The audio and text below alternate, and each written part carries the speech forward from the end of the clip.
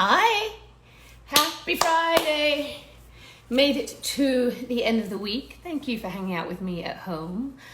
How was your week? It was long at this end. I don't understand how it's quarantine and I'm more tired now than I was when the world was open. Um, there's something I'm doing wrong.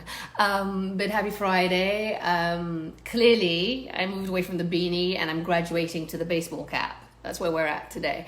But I hope you're doing well. I hope that as difficult as time is right now, that you found some joy, that things made you laugh, that you're hanging on, you're hanging in there. Today, I'm going to be hanging out with Tony Okungbowa, who's a DJ, he's an actor. He's a DJ you might remember from Ellen, the one who was always busting the tune. So he's going to be joining me any minute now to talk about basically what's happening, what isn't happening, what he's working on, what's making him laugh. I think he's going to be bringing some dance moves as well. So I thought I'd put some lotion on so that, if I have to bust a move, I'm ready. He's there. He sent me a request already. Now, that's some very, very good timekeeping, which I want to talk about, Africans, but, that's incredible timekeeping that he kept there. Tony Okungbowa, are you there? I am. What? Is my head cut How off? are you? Is that better? Yes, with only half your head, but it's okay. It's okay. That's very good timekeeping. Not to kind of like rag on Africans, but you did good. Thank you. Is there a delay of some sort? There shouldn't be.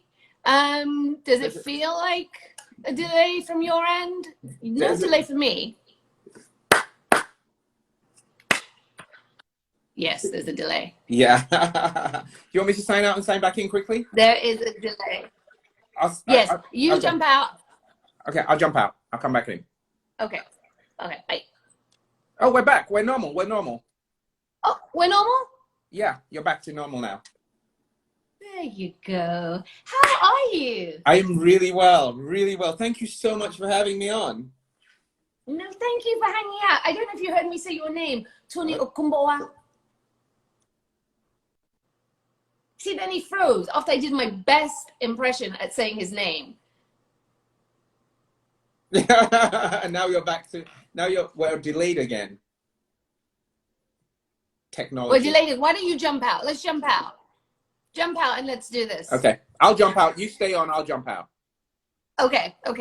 You jump out and then you're back in. All right, so Tony has left while we figure out what's going on because life is never straightforward. Thank you for joining me. All of you who are on right now, thank you. I see Pedro Chiri has joined, Pearl Nabs, Diana Ragu, Samba 7, Johnny Caribbean, Splash 313, waving and saying hello to all of you. Thank you. Send your questions. I want to know what's going on. Send your thoughts. Let's see. Let's let Tony in. Let's see if that works better. Tony, you there? I am. Did that work? Way better. I think we're good. Yes, we are good. Okay. So I was just saying to you, did you hear how I said your name? I said it with real Niger flavor. Bring it again. Tony Okungbowa. I did it with real, I brought all my attitude when I said I love it. Okungbowa.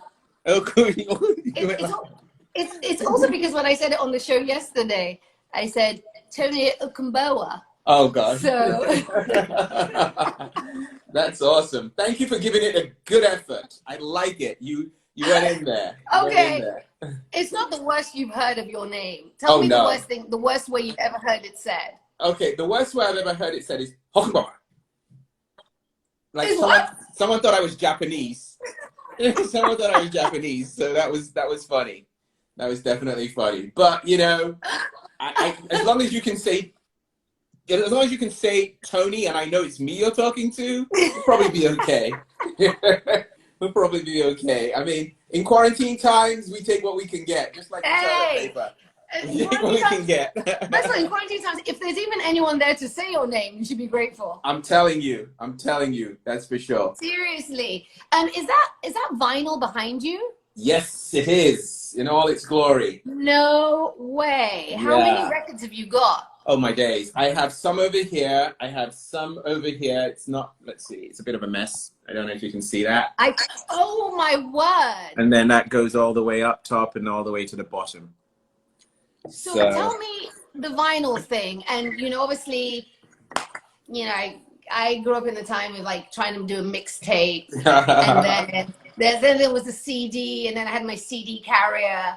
Yeah. And then now we're just streaming everything. Yes. So this whole vinyl thing, and people who say, like, the real people have an ear for music, that it sounds different. It's got a different tonality. Absolutely. Is it true? Absolutely. I'm sorry, I'm just playing with my stand right here. Okay, that's better. So there's a static to vinyl. Like, for instance, let me play something for you right now. Yes! I'm going to play something. Tony Okungbowa is about to play music for us on this Friday. I'm going to play something for you right now. I'm going to play two songs and two songs. When I say two songs, the same song, one digital and one non-digital. So we'll go to my computer here and pull up my music. Okay. And go. Now I'm going to say to you, it sounds the same. Through the filter of this, it might. The sound of the blackness. Hey, Mayowa. Hi, darling. I see you. That's my cousin on there. See, all the family love. Yes. So Tony Okungbowa is DJing. Spread the word. We're about to start Friday early here.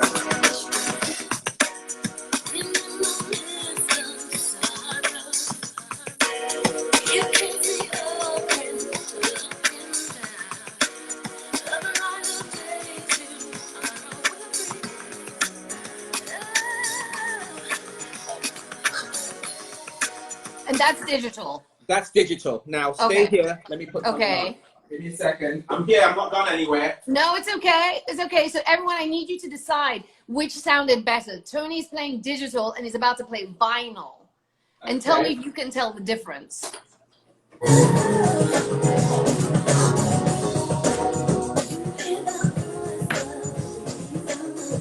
I feel like it's a fuller sound. Does that make sense?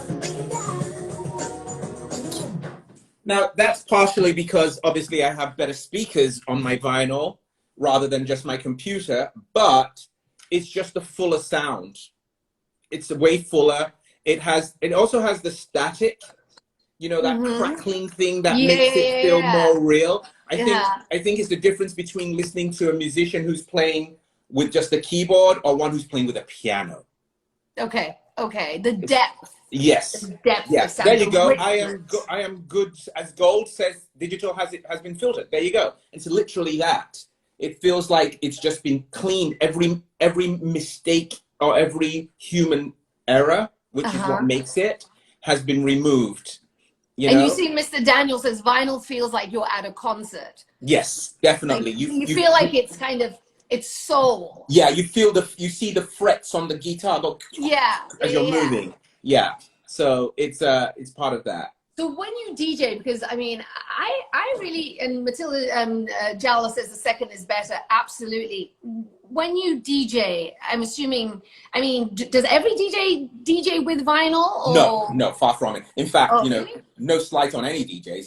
I beg you, don't come to me. Please, I beg you, don't come to me. I beg. But this is purely old school. A lot of DJs. Yeah, Mawuto O says vinyl is more soulful. I agree with you. Yeah, a lot of DJs, but also just from a convenience standpoint, you go to play a gig, you can only carry so many records. These things are heavy. And so when you go and you carry a computer with you, a laptop, you can take 20,000 songs. Yeah, but 20,000 songs don't necessarily move the crowd in the same way. But are people as attuned to it, though? It's in the sense, why break your back? People are already exactly. Why break your back? The people aren't as attuned to it. So people, unless you point out the difference, people don't really know the difference. So. And when you were on Ellen, were you playing digital or were you playing vinyl? Digital. Okay, digital. Absolutely. I mean, Okay. especially for a feed that goes digitally, because it Yeah. feeds into the system, it's digital for sure. And so how protective are you of that stuff? Because I just want to know how much I Of can this get stuff, if I broke in. try And come to my house and see what happens. Bring yourself. Bring yourself. I'm coming, oh, I'm Come to my coming. house and see what happens. Come and Yeah, touch I'm it. not afraid. I'm The thing that coming. I have taken and arranged, it's A, B, C, D, genre, everything. Come and touch it. Hey, You if your got hand real comes back Niger. alive, let me know. You see how the Niger came out in you when it was your property. Ah, I don't You play. put this. You say you come. You see. I love it. I love how people. I do love the fluidity of people who've lived the lives that you grew up in one place. You've got the roots to the continent. That's home. And how you move between. But how at certain points only pidgin will do. Of course. I mean, isn't Olupol? He noticed my mug. It's a selfless plug here. That's the show that I'm working on. That's the show I am on. Olupol, And my that is guy. Bob loves Abishola. There you go. You have to stress in It's certain points. The stress. Abishola. Abishola, like the stress. You know, we have the talking drum. Abishola. You cannot just say it. You have to move with it. Um, no, but back to the point you were making about living in both worlds. And Pidgin is the universal language of Africa. Yes. You can go anywhere in Africa and speak Pidgin, and they'll get it. It's like, for those who don't know, it's like a patois. Yes. Yeah. It's like it's a pidgin, because there's a difference between pigeons and Creole, so we won't get into that. But it's a patois. Yes. It's a lingua franca that people of different tribes, different places can use to communicate. It's a bridge. Nassau. Nassau. And the thing is, like, I do that where I flip between English and Creole, and sometimes people think it's an affectation, but it isn't. It is that sometimes when you're speaking, obviously to someone who's also African or understands the culture and all the rest of it, sometimes only pidgin will do. Right. Sometimes only pidgin will get across your frustration. I'm telling you. I'm trying to think of the way I tend to use it. Like if somebody irritates me and is trying to draw me into something, and sometimes the only way is like, no mix me. Which, by the way, is not too far from Jamaican, which is no vex me. Exactly. And and then there's affectations that, like, for instance, you'd be like, So let me give you a joke. So on the set, well, I'm on this, obviously I'm on this sitcom, Bob Hart's Abishola. Mm-hmm. Great cast. We have so much fun with the show. I mean, like, speaking Yoruba on the national network show is so amazing. It's amazing. So we're just blessed and amazing. So anyway, what happens on the show one day is they're like, okay, Tony, the episode is aired, so I can say, they're like, Bob, your boss, is drunk and he's chasing you with a forklift. And you have to scream as he's chasing you. So I turn around and I'm running from the forklift and I go, yay! And the Americans, they're like, yay? And I'm like, yeah, that's what we say. They're like, in America, when you say yay, that's like, yay! It's a positive. Yes, exactly. But Africans, they're like, yay! And so I was like, oh. So they were like, you can't say that. People won't get it. So I was like, because when, in Africa, when something goes bad, they're like, yay! And I was like, oh. Or in Sierra Leone, we would say, Lodo. You know what I mean? It's like Lordy Lord, like they would say in the South, like Lord, Exactly. So, I think it's amazing. It's just it's language and the way it moves and it evolves and how we adapt it and how we take bits of it. Yeah. But like, so someone just pointed out. Someone said it's a pidgin, not a pigeon. Clearly, it's just the accent. It is a pidgin, Pidgin. Yeah. But thank you for clarifying for anyone who thought it was otherwise. It's important. Not a flying bird. Not a flying bird. I do appreciate that. And so with the DJing, are you one of these? Because some DJs don't appreciate the whole request. Yeah, that's a no-no. Why is that? Because I feel like you're being kind of precious. I feel like it's unnecessary to take that attitude to be like saying, don't come up here and ask for it. I mean, it is like me doing the news and someone saying, can you just do that story for me about what happened in Saudi Arabia? Literally. Or if you want a jukebox, get a jukebox. You know? But you're there. You're the human jukebox. Yeah, well, not so much because listen, here, most DJs, not all, you know. Oh, there's Junior System. Those guys are so cool. Junior New System. They're these guys from Philippines. They're these amazing dancers, and I did a show with them New Year's Eve. I love those kids. They're so incredible. They dance in heels this big. No way. Yeah, you got to check them out. Junior New System. But so the thing about it is, if you're DJing, and most DJs have planned how things are gonna go, they take the audience on a journey of like, you know, and so for instance, the perfect place, and this is why I love going to weddings. I hate DJing them. Okay. I don't really like going to weddings, so at least you like going. But go ahead. African weddings, they'll be like, Tony, you're welcome. Where is your own? Like, oh Jesus! Can we? By the grace of God, though, we will celebrate your own wedding. Your time will come. May God prosper. I mean, Jesus! I just came to celebrate these guys. Why are you trying to bring me down?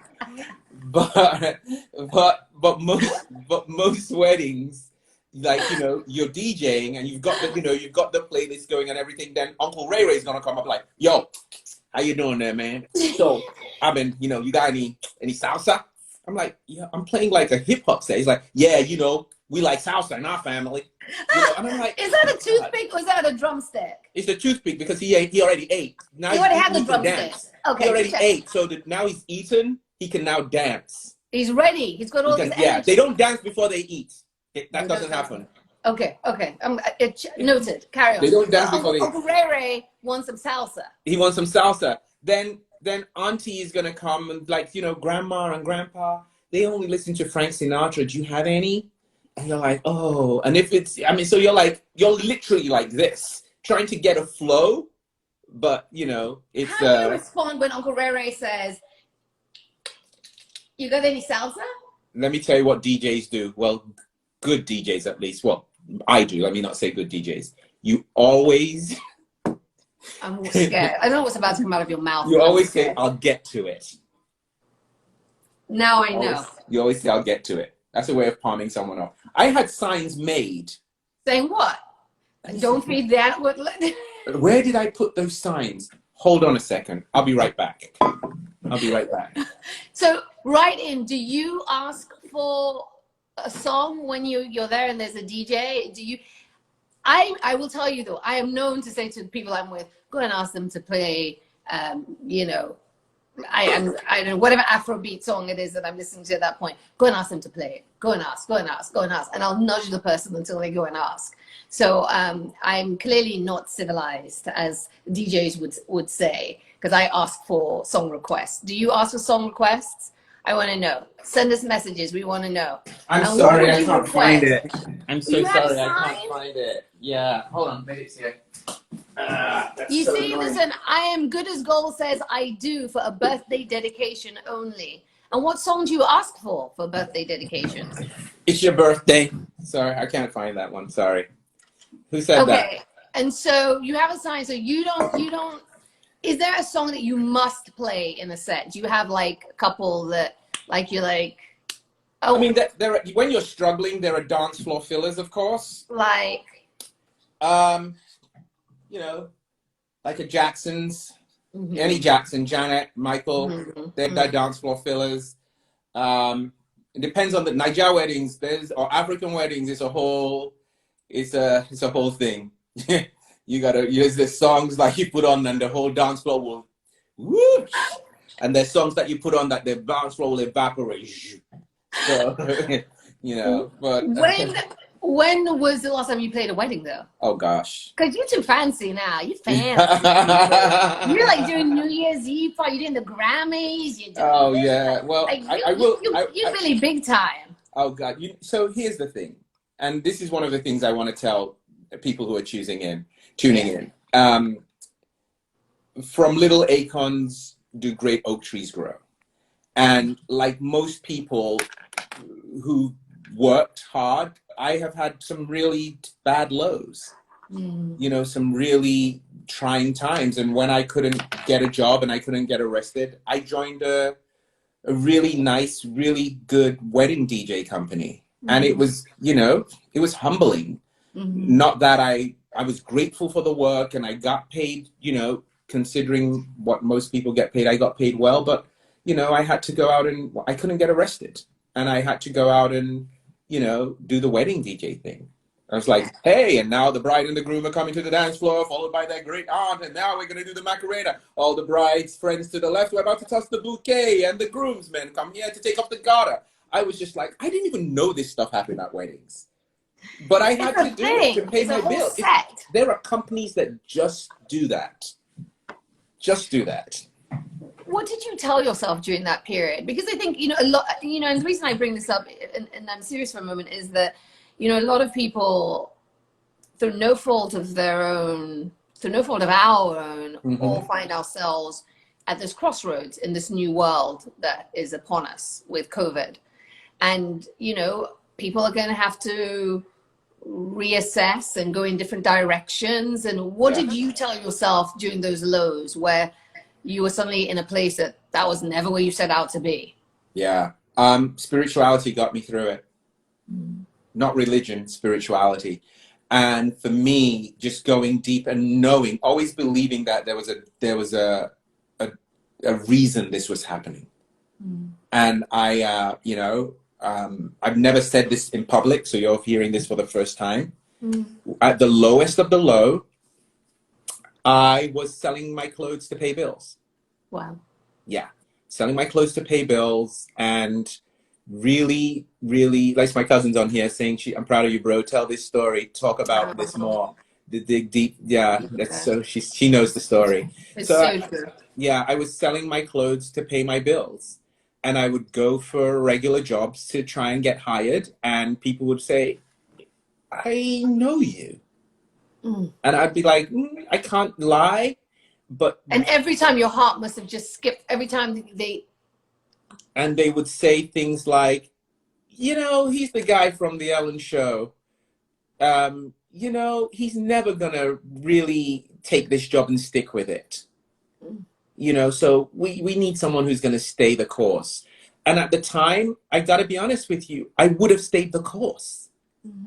Even if it was for a year, I might have sort of turned around and gone and looked for something else, but I was really that low. I remember something, this is a little bit of a funny situation. Without giving too much away, I was seeing a girl that I should not have been seeing. You want to tell us she wasn't why? Married or anything. She wasn't married. She just wasn't appropriate for you. Yeah, thank you, Olami Lekon. Thank you so much. Tanya Taylor Stock, thank you so much for that. But she wasn't meant for me. And I went to see her, and I shouldn't have been going. And, you know, it was one of those things. It was one of these things whereby she was calling to come over. I didn't want to go, but I want, you know. And like my heart was telling me, don't go. But I went, and I parked. She was coming down, and I parked somewhere illegally. Not as in, you know, somewhere I shouldn't have parked. Yeah. Just waiting for her to come down. Yeah. Waiting for her to come down. And she came down, and I wasn't looking, and I backed up the car, and a 1987 van clipped it. It's a 2007 BMW, clipped it, and so it ripped up a bumper. Insurance took care of it, but what they did was they sent me a check to pay for the car repair, and I used the money to pay bills. So I was driving around with half a bumper for like maybe 4 or 5 months. I can't remember, maybe 6 months. Yeah, this was after Ellen, Tanya Taylor. This was after the Ellen show. And did your family know? I mean, how did you, because especially with our African families, right? Yeah. I mean, that's a hard one, because I remember when I left university and decided I wanted to go into TV, and, you know, then, you know, you get in, and then there's that lull, you don't have a network, and everyone around you is like, go and get a job. Go and get a serious job. What are you doing just sitting? What's happening here? Yeah. And so how did you explain it, or did you? So you know how we are as Africans. So obviously I pay for my certain things at home, including my younger brother. You know, he goes to university in Ghana, so I contribute. And so education doesn't stop just because you have no money. It doesn't. People still have to eat.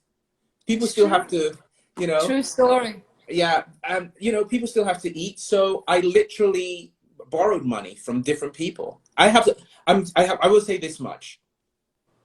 I have amazing amazing friends. Like, Oh, woo, that's a classic. I'm a rich man because I have Yeah. amazing friends. People, loaned me money to pay my brother's school fees. People, I mean, my other siblings helped because, they did what they could and they look after my dad. And, my dad lives in Lagos and he's incontinent. And, this is not a sob story. This is a story of triumph. No, this is sort of triumph and Yeah. and resilience Yes. and overcoming and belief. Yes. Yeah. And so, everybody helped, but I had to do my part as well. And so what happened was I was able to, get my friends to loan money. I mean, and my friends have a guest house in their house in Hancock Park, and I stayed with them and Airbnb'd my house. Just to hold it together. Just to hold it together. And as soon as I let go, hey Jackson, what's up, brother? As soon as I let go, like really let go, the floodgates opened. Now, what do you mean when you say as soon as you let go? Because people want to know what that means. Okay, so I was saying things like, okay, I've really reached the rock bottom, I'm gonna surrender, but I was still holding on to certain attitudes and certain aspects of the old life. Such as, okay, so to be specific, I felt like I'm going deep with you now. So this is like listen, this is us hanging out. This is Friday, we're hanging out. This is real talk. There's no point in having these conversations if it's just So I literally decided to sell the house because selling the house would give me some money, give me freedom, allow me to pay my bills off and people that I owed, and then just take the burden off of me. But as a man, I was thinking I was a failure because I had nothing to show for it. Who would want to be with me because I have nothing? You know what I mean? Like that was in my head. Possessions somehow equate to your wealth. I'm a failure because I don't have any of these things. So who's going to want to be with a guy who at your age hasn't got anything to show and everything? You know what I mean? As I see Sunita saying great talk, but it's true, and I think I spoke to Sunita around that time anyway. But long story short, I decided to sell the house. And when I sold the house, it came back to me. Really? It came back to me. And did you sell it with an open heart? Just like you sold it and there was no kind of, I'm selling this, but I'm already planning for the next house. You just sold it. I sold it. I had no job lined up. I had nothing. I just had cash in the bank. So I sold it in December, and the guy who bought it from me is an angel, no doubt. He he was an angel sent to me. I know this for sure. Whatever you believe in, he was an angel. Yeah, no, I believe in angels. That people are sent to help you. People are sent to give you messages at specific points in time. Yes. So this guy was an angel. So basically, what happened, and I'll make a quick story of it. He basically would come by the house. We put the house on the offer. We put the house on the market at a low point, at a low price, and we weren't getting the offers. And so we were about to take it off the market. And this one guy would come by the house, an older white guy, would come by the house and sit around my house and be like, I love this house. It's got good energy. I like the guy who owns it and all this type of stuff. And I was like, I was never at the open houses because it's too painful for me. Yeah. So my realtor would tell me about it. And he came in with an offer 100,000 over asking. And I was like, 100,000 over asking. And so I was just like, okay. So I sold the house. And then I went to give him the keys and he goes, you're a good guy, Tony. You're a really, really good guy. I like you. First time meeting him, he goes, anything I can do to help you, let me know. What do you want to do? Do you want to stay in the house a little longer? I said, sure. He goes, how much do you need? I said, 3 months. He goes, okay. Paid him. 2 months come. What are you doing, Tony? Are you okay? Do you need anything? So I paid him for a year. Oh my goodness. Gets even more tricky. So September rolls around and I get a letter in the mail. And the letter is like, hi, my name is XYZ. I'm so-and-so's sister. The owner of the house's sister. Please call me. I'm like, that's strange. So I pick up the phone and I call her. I'm actually going to dinner with my friend Chica at the time. And I call her as I'm driving and she goes, Miles died. The guy who owned the house, he died. And I pulled over on the side of the road and I start crying because I knew then and there, even more so, that he was an angel sent to me. And she goes, listen, here's the deal. Everything's going to stay the same. The deal you had with him is going to stay the same. Can we come and see the house? Her and her husband. So she comes and sees the house. And we get on like a house on fire, no pun intended. We get on so well. And she's like, so what are you going to do now? And I said, well, I just got this new gig. And probably in 6 months' time, I'm going to want to buy a house. And she's like, do you want to buy this back? I can't. I can't. She's like, do you want to buy this back? No broker involved, just us. So when I let go in December, that February, I booked a national commercial. Now, actors know that booking commercials is so difficult. Yeah. I booked a national commercial, which is still running for AT&T. And a famous director called Michel Gondry, he directed it. Mm-hmm. And so that commercial was booked. And then I went away for 6 weeks because I'd never taken a vacation for 6 weeks. I went and moved to New York for a while. I went to Europe to see all my friends and family. I come back. They say, hey, there's this audition for this TV show called Bob Hearts Abishola. Mm-hmm. I go in. I audition. They call us back. I get the role. It starts off as what we call a character arc, like 3-5 episodes. Mm-hmm. And I'm like, okay. And the third episode, they call my agent. They're like, okay, we want to make him and his colleague recurring, which means you come back from time to time.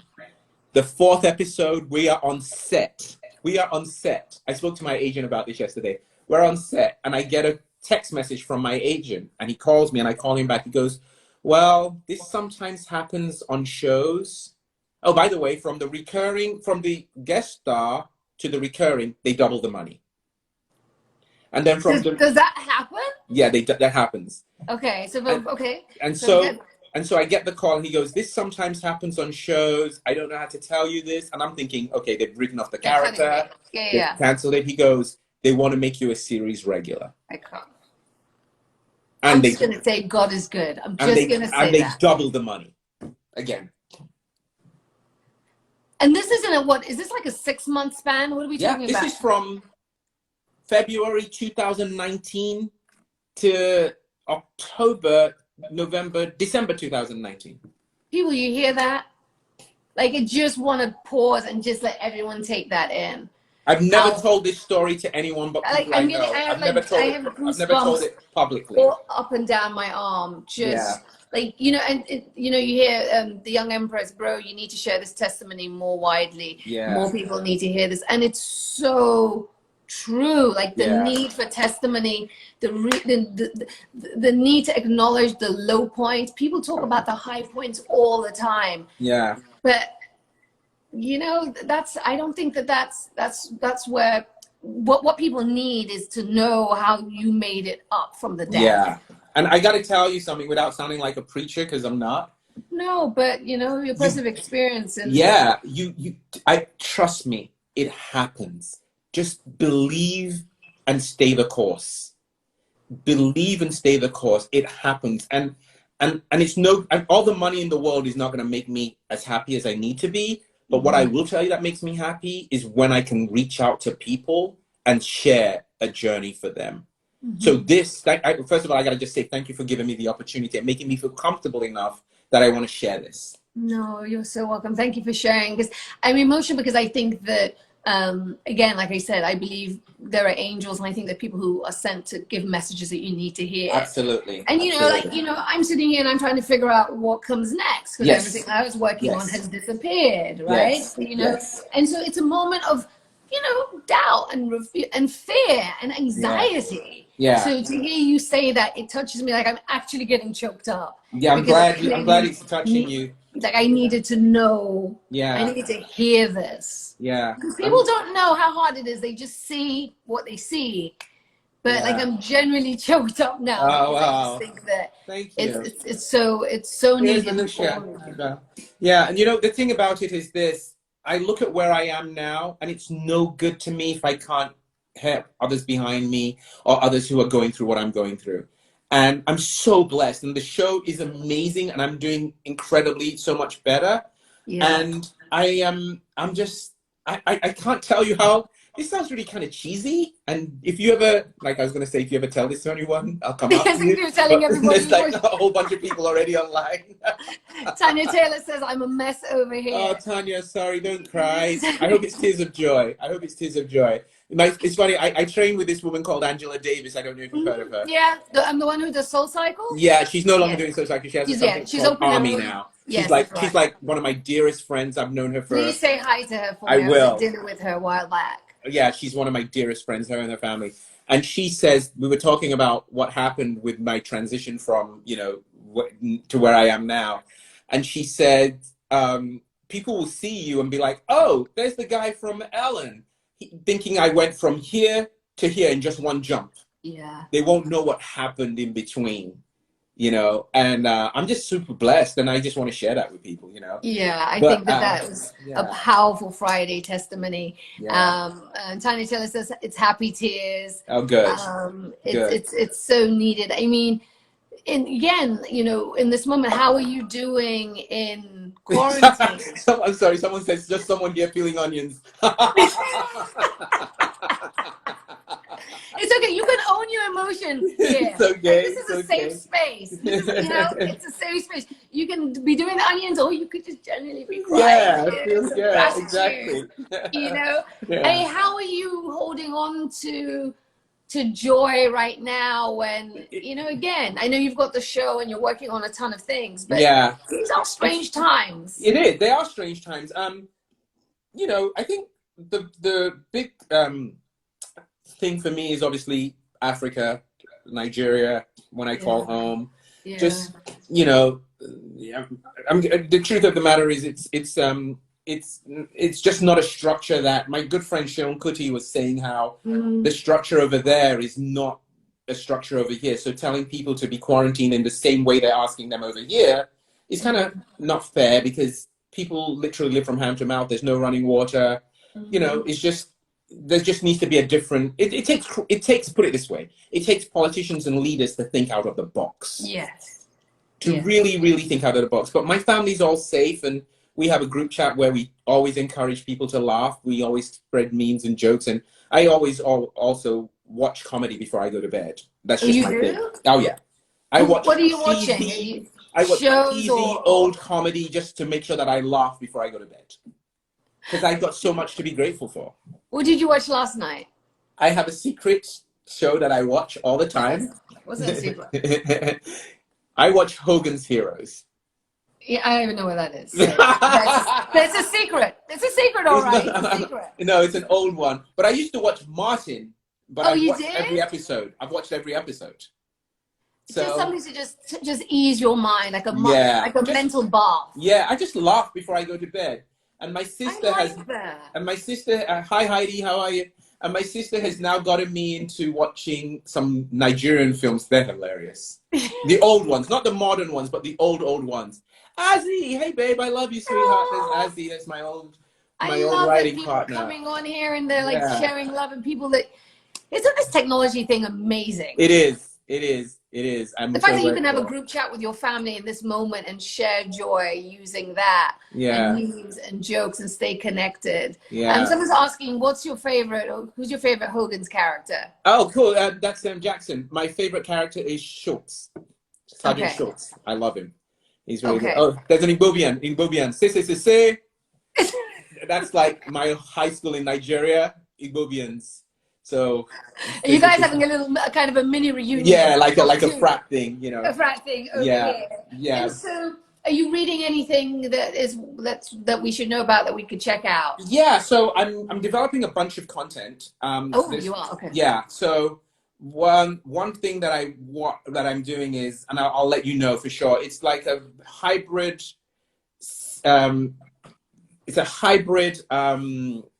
sitcom that we shoot on Zoom. Oh. Yeah, it's 10 episodes. We're working on it. We start shooting next week.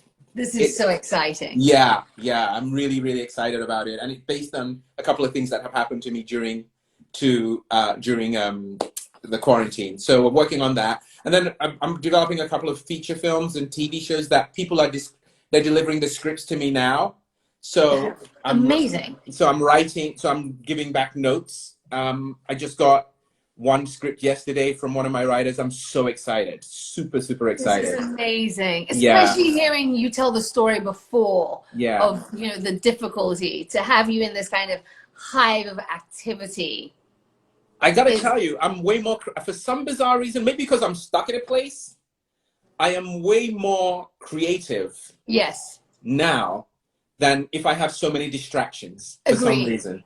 Agreed. Yeah. I mean, it's true. The only thing that I'm finding harder to manage is balance. Yeah. Like, I feel like I'm just working all the time. Yeah. And I'm not resting enough, and I'm just, you know, I'm just like on all the time, which there was just better balance because of the natural breaks, whether it was, you know, popping out or grabbing a coffee, that kind of at least allowed me to reset a little more in life before quarantine. Yeah. Do you find that routine is helpful to you? Because my routine initially was totally off. I'd get up when I want to. I was going to sleep so late and waking up and not working out as much. But after a while, I thought to get back on schedule of some kind really got me being more productive.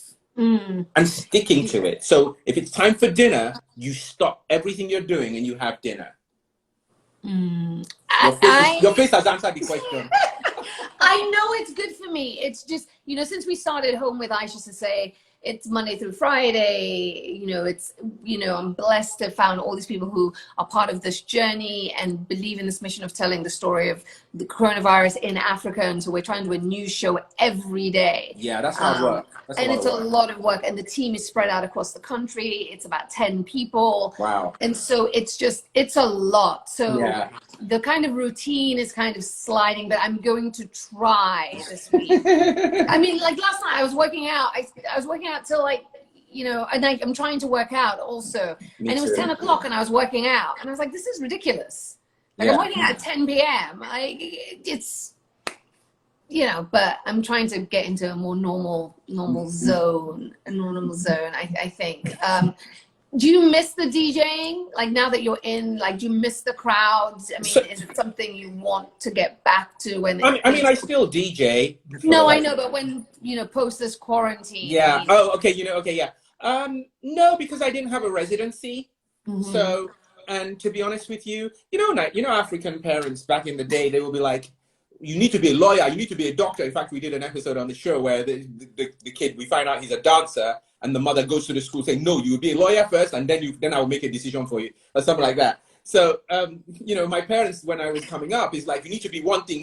And when they found out I was an actor, yay, he's an actor. We go back to Lotto. Yes, exactly. But now, a lot of people are open. So I'm very blessed and grateful that I can do multiple things that fill that creative need. So if I'm not DJing, I'm creating. If I'm not creating stuff, and if I'm not doing that, then I'm acting. So like sitting around, and we came up with this show idea that we're going to film next week. It just came out of sitting around and, you know, not doing anything, twiddling our thumbs. So exciting. And then also I've been able to do things like get on with, you know, Gina Yashere once a week. We have a little thing we do. And, you know, with you, and then I did something with my friend Englantina, and, you know, I'm doing something next week. So it's just, I'm really excited about it. This is amazing. What have you learned about yourself since quarantine that you didn't know before? I can't eat. Well, where is the food coming from? That is the question. If there is a competition for eating, call me. I might look slim. You're not serious. You're not serious at all. I can't eat. That I have learned. What are you eating? So here's the key. I'll sit down. Because we talk about food all the time. If you come to hang out with me, invariably the conversation will get to food. Awesome. And some people on the chat are like, here we go again. I'm telling you. Chill. Don't drag me. Let's talk about food. I'm telling you. I will start off. Let me tell you what I will start. First of all, are we talking about courses? No, I'm talking about courses. That is for amateurs. Courses. What are you talking? That is for amateurs. So what I do is in the mornings, like now this morning, I haven't eaten yet because I do a fast where it's just what I do. I don't eat till 12 noon and I drink hot water and lemon. That's Okay. what I do every Kind day. of like a cleanse, Yeah, of reset your system. that is my saving grace. That is my saving grace. Heidi says I'm an amazing therapist. I love you, darling. So once I've done that, then Yes, I'm listening. this is what happens. And you need to pray for me. You need to pray for me because this is serious. Okay, I'm telling you. I walk past the fridge and I hear somebody say, Tony, Tony. And then I come back and the thing is saying, Tony, Tony. I'll be like, it's not time. And then I will put my hand on the counter where the fruit is and it will bite me. Now, I'm an African man. You're actually making me cry. I'm an African man. Check it. I'm being serious. True talk. I'm an African man. If someone bites me, I'm going to bite it back. I'm going to bite it back. So I don't know which one it was, whether it's the banana, whether it's the plum, or whether it's the apple. So just to be on the safe side, I'll buy all of them. You're making me weep. And so when I'm done with that, then I'll go in the fridge and I would have cooked a stew. A fish stew. Because I don't eat meat and I don't eat dairy. Okay. So I'll cook a fish stew. So I will now take the fish stew out, I'll put it on the pot, I will heat it. Okay. And when it is warm, then I would have cooked, I cook brown rice. Now here's the problem. In a rice cooker or in a rice pot? cooker? I saw you do your rice thing. In a rice cooker. So the problem with the cooking of food and when it's ready to go like that is you will eat more. It's true. So very true. You have to cook smaller portions. And but who cooks like that? Nobody. Nobody cooks like that. So once again, I've cooked the brown rice, I've cooked the stew, and my favorite thing to eat is plantain. I can eat it every day, all day. I can eat plantain, but it can't be too ripe though. No, it has to be ripe. Stay there, stay there. Ripe enough. Okay, waiting. Please wait. He's going to get plantain for us. He's going. Tony. This is a good plantain for me. This plantain is good for me. No, I like it. Can't eat that. I like my own really, really ripe. Then you put it with the rice and you put it with the stew. Oh, yay! May God forbid. May God forbid that you put that kind of plantain on my plate. And then, wait till I will finish. I'm coming now. Stay there. Okay, where is he gone now? Ola Melegan said, typical Yoruba man. Okay, what? Is that yam? Because I thought I had yam and I thought it was sweet potatoes. So it's complicated. It's yam from the African store downtown. So that's yam. So what are you doing with the yam now? With the fish there stew? You go. Talent guy said, do. Yes, do.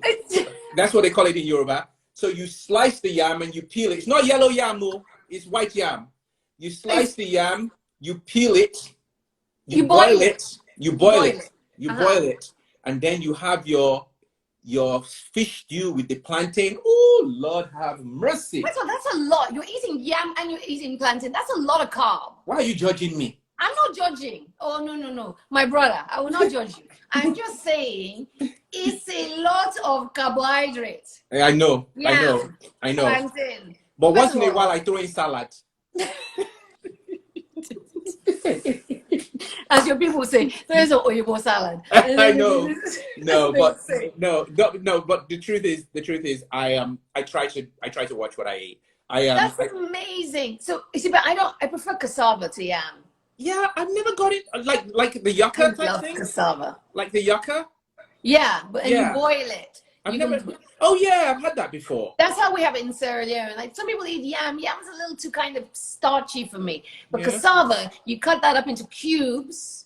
Yeah. And then you boil it. No, wait. So somebody said I don't eat the yam with the rice, so I don't eat it together. I'm not a bushman. What kind of thing is that? I don't eat the yam and the rice together. What you think talking about? Somebody said I eat the yam and the rice together. No. You bought yam, then you bought plantain. I'm just showing you variety.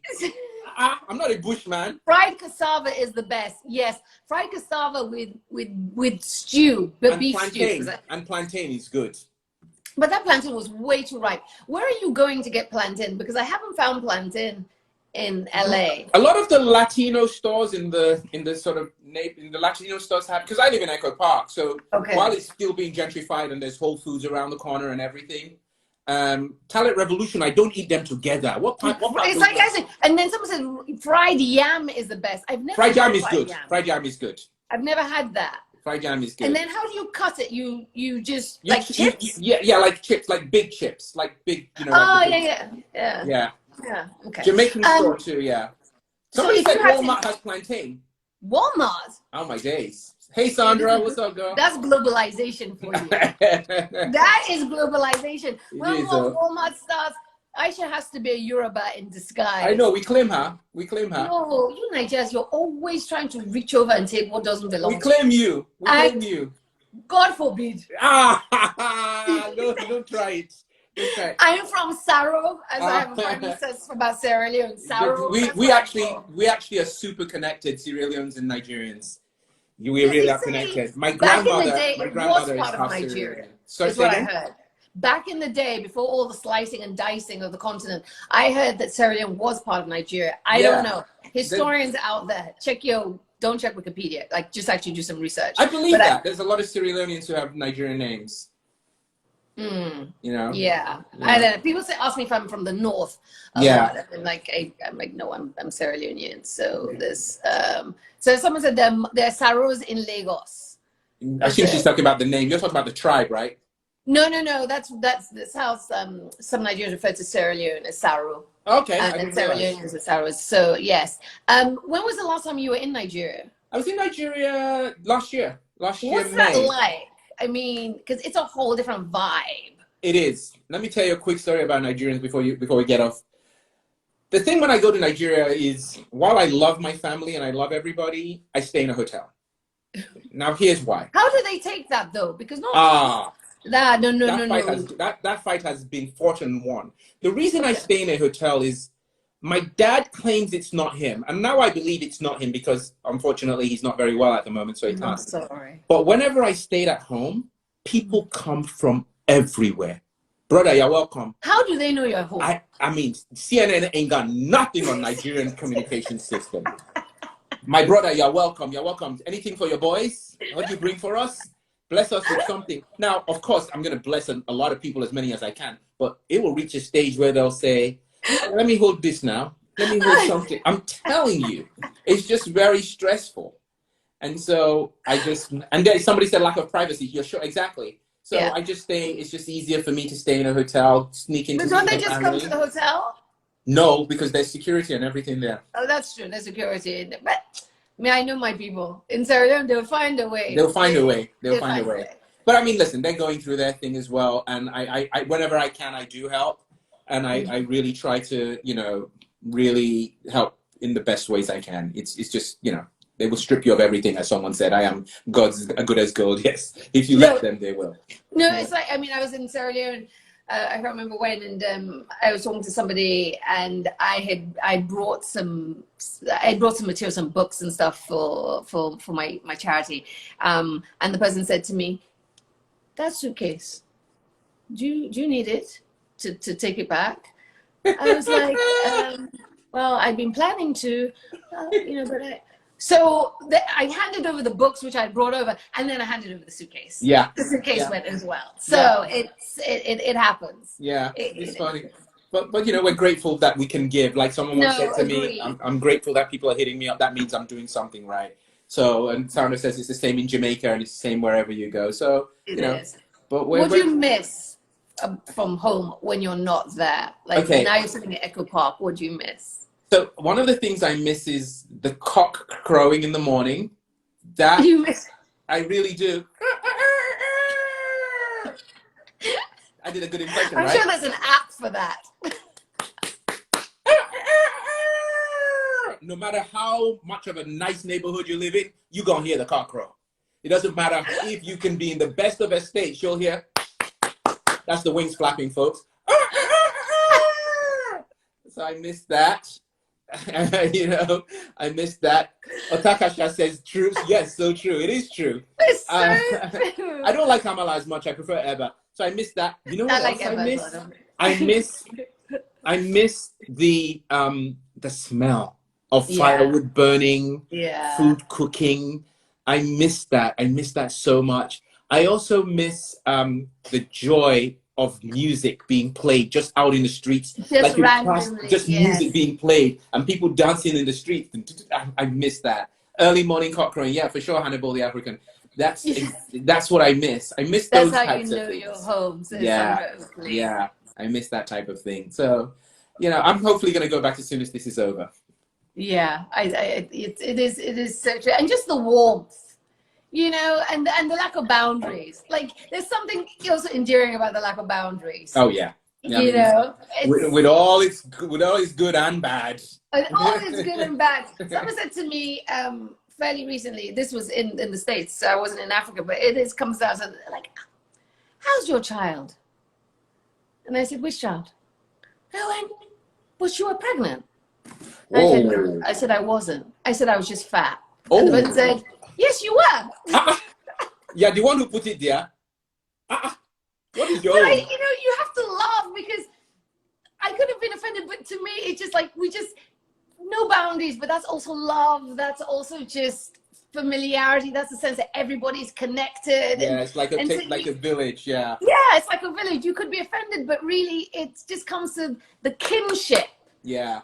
That we feel so readily with people. No, I love that. And I like the one taking that to bring, and then they sometimes export it, and they export it by doing things like, you're in Los Angeles?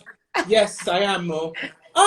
Yeah, is that one Mrs. So-and-so, her daughter is in your area. You should meet her because you are single, Abby. I'm like, yeah. Hey, you should meet her now. Where is she? San Francisco. Do you know how far that is from LA? I mean, like, you should meet. You people should meet. She'll be a good somebody for you. And I'm like, okay, there goes my marriage proposal. I don't know you, but your aunt says I should. So, do you want to get married? Are they trying to marry you off? Is this a thing? Oh gosh, have you not been trying to? I mean, please tell me you have. They must have tried to marry you off multiple times. They married. I went down the aisle and then I ran back up the aisle. Okay. So for now I'm good. Yeah. They're like, and so everyone has been to a wedding for me. They've attended, they danced, they ate the cake, and now we're done with that. For me, I haven't been married, and so you've never been married. No. Do you plan to? Do you want to? Hey, in an ideal world, ladies. Oh please. In an ideal world, things will be the way they're meant to be. But I just surrender to the same surrender that I did with the situation I was in. I just do the same now because, it will happen if it's meant to be. The most important thing for me right now is the joy that I have and just keeping as many people inspired and happy as I can. Okay, you are doing a beautiful job with that. And Instagram is about to kick us out because they can do that after an hour. I want to thank you, Tony Okungbowa. Thank you for spending time. Really, I can't with you and your yam. Thank you so much for having me. Thank you. I hope to see you again soon. Thank you to everyone who spent time with us. Love you guys. Be safe. See you again next week. Take care. Thanks. Happy cooking. Bye. Thank you, Tony. Bye. Bye.